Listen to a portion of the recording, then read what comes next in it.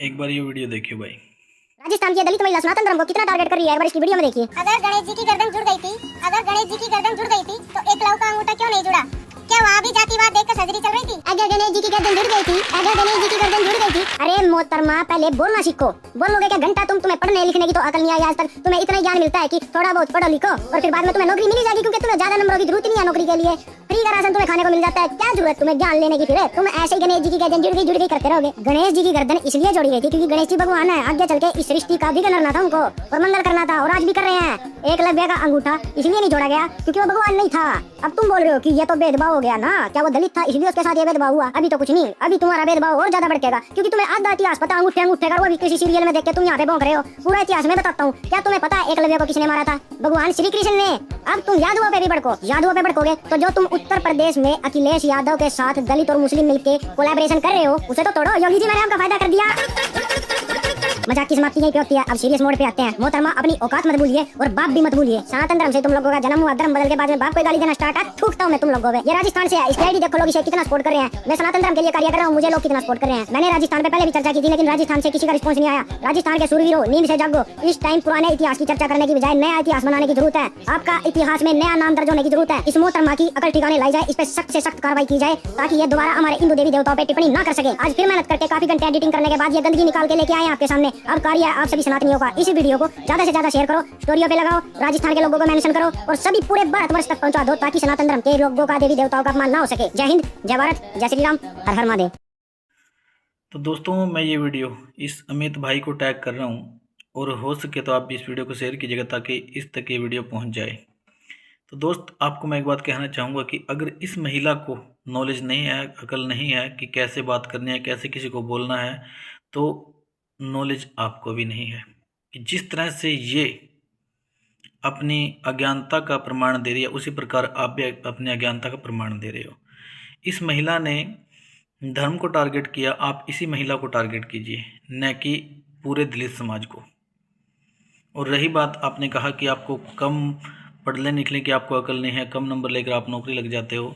इस बात पर मैं आपको बता दूं कि अगर आपके पास सारी सुविधाएं उपलब्ध हैं, आप एसी रूम में पढ़ रहे हो और सुबह से शाम तक ये 24 घंटे आपको पढ़ने के लिए फ्री हो, और अगर आप 60 नंबर ले लेते हो, और अगर दलित परिवार से बच्चे दिन में काम करके रात में पढ़ के अगर वो आपसे 2-4 नंबर कम ले लेते हैं, तो आपको इसमें दिक्कत क्या है? अगर कंपटीशन करना हो तो कंपटीशन बराबर कीजिए।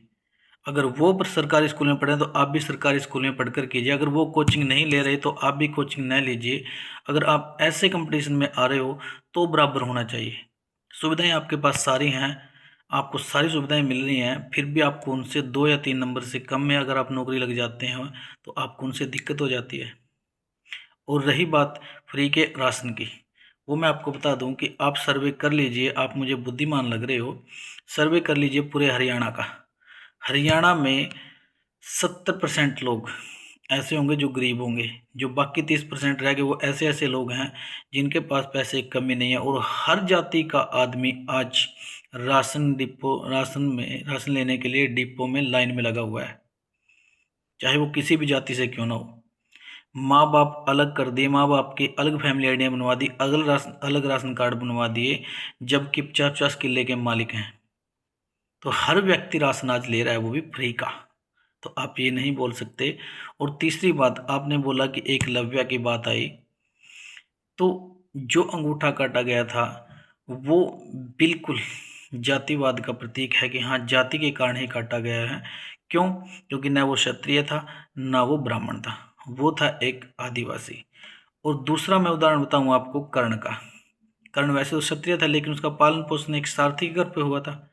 इस करके परशुराम ने भी उसको शिक्षा देने के बाद, जब उनको पता चला था कि वो न क्षत्रिय है न ब्राह्मण है, तो उसको भी श्राप दे दिया था। उसके भी वो शिक्षा कोई काम नहीं आई।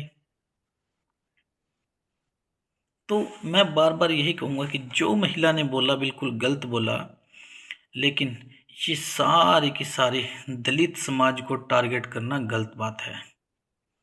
जो आपको गलत बोल रहा है आप उसको गलत बोलिए, क्योंकि मैं भी दलित परिवार से हूँ, लेकिन मैं कभी किसी को गलत नहीं बोलता। और न मैं खुद को दलित मानता हूँ, क्योंकि दलित भी आप जैसे लोगों के द्वारा ही बनाए गए थे। प्राचीन इतिहास में हमने पढ़ा है कि हाँ, 4 वर्णों में बांटा गया था और काम के आधार पर बांटा गया था। जो लोग शास्त्रों का ज्ञान होता था, जिनको ब्राह्मण बना दिए, पंडित बना दिए। जो क्षत्रिय थे वो राज्यों की रक्षा का काम करते थे, युद्ध लड़ते थे, वो क्षत्रिय थे। जो व्यापार करते थे वो वैश्य थे। जो साफ सफाई का काम करते थे वो थे शूद्र। लेकिन आज तो एक पीएन की पोस्ट निकल जाए तो हर जाति का आदमी फॉर्म भरता है, हर जाति का। कोई ऐसी कास्ट नहीं है जो पीएन के लिए फॉर्म नहीं भरती। जूते बनाने का काम चमार जाति का होता था, लेकिन आज पूर्णिया शू पैलेस हो गया, सिंगला शू पैलेस हो गया, या शर्मा जी बूट हाउस हो गया। काम आप लोगों ने सारे छीन लिए, फिर भी जातिवाद दिखा रहे हो।